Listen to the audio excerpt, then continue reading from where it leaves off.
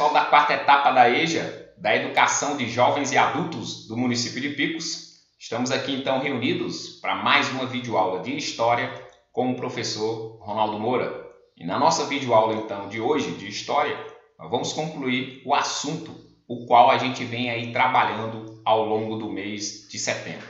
Para vocês irem então acompanhando a conclusão desse capítulo, acompanhe aí pelo livro, na página 174, a partir do título do tópico, o acesso à moradia, pessoal.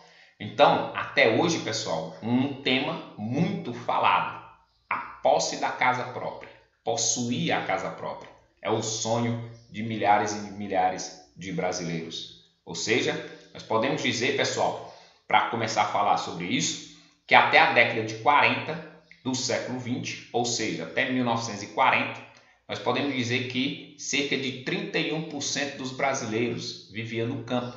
Então, nós podemos dizer que praticamente 1/3 da população brasileira vivia no campo. Mas vai começar a mudar a partir da década de 70. A partir de 1970, um grande número de pessoas do campo vão vir morar nas cidades. E aí, então, nós podemos dizer que sim, a partir da década de 70, de uma forma definitiva, sem volta mais, a população urbana no Brasil se tornou maior do que a rural. Então, desde os anos 70 até hoje, a população urbana é maior do que a rural. É só nós pegarmos, por exemplo, a cidade de Picos, a nossa cidade que tem em torno aí de 78 mil habitantes, onde a sua grande maioria mora na cidade e a minoria mora sim nas zonas rurais da cidade de Picos. Então esse processo foi acontecendo ao longo das décadas de 60 e 70, esse processo de saída de muitos moradores do campo para vir morar na cidade. Mas aí vem a pergunta, o que foi que motivou muitas pessoas saírem do campo e vir morar nas cidades? Pessoal, a partir da década de 50, 60, 70, o Brasil sim viveu aí um processo de industrialização.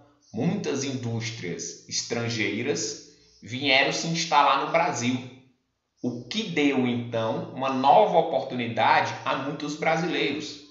Se muitos brasileiros há muito tempo viviam no campo, labutando com a roça, agora com a chegada das indústrias, por que eu não vou morar na cidade e trabalhar em um novo local, em uma nova profissão, para buscar uma melhor qualidade de vida?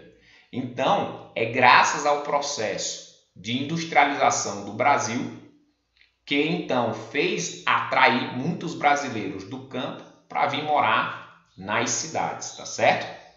E aí, pessoal, nós podemos dizer que sim, vai aumentar o número de pessoas nas cidades. Mas e as moradias? Eram suficientes para estes que vinham do campo? Será que muitos brasileiros que vão vir do campo já vão obter a casa própria? Ou vão morar de aluguel? Tá certo? Então, a gente pode dizer, pessoal, que sim, muitos brasileiros que vinham do campo morar nas cidades, eles vão morar de aluguel. Ou seja, eles vão trabalhar, mas eles não vão ganhar o suficiente para comprar a casa própria. Então, o acesso à moradia vai ainda ser difícil à época. O livro de vocês traz um dado bastante interessante, que é dizendo que desde 1930, desde o governo de Getúlio Vargas, este e outros, os sucessores, faziam programas sociais tentando facilitar o acesso à moradia destes muitos que moravam nas cidades. Tá certo? Nós podemos dizer que durante a ditadura militar, sim, a ditadura militar foi um período na história do Brasil de 1964 a 1985. Durante esse período, existiu no Brasil o Banco Nacional de Habitação, o BNH.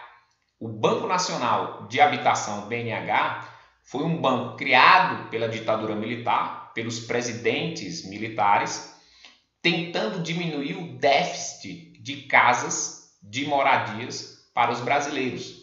Então, vocês podem ver aí que ao longo de 21 anos, sim, o BNH, o Banco Nacional de Habitação, financiou a aquisição da casa própria.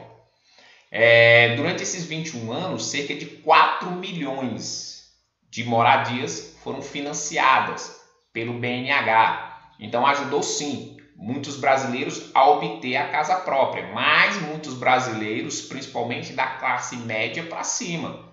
A camada mais pobre não tinha emprego fixo, não tinha carteira assinada, não tinha como comprovar a renda, então não tinha como financiar a casa própria.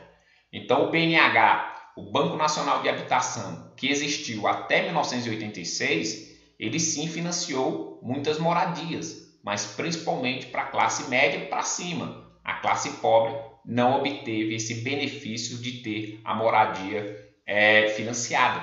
Sendo que até hoje é um problema no Brasil a questão da aquisição da casa própria. É por isso que nós observamos muitos brasileiros hoje ainda morando em rua, morando na favela ou morando pessoal em áreas de risco, tá certo? Então, nós vamos concluindo por aqui. Fiquem com Deus. Tchau, tchau, pessoal.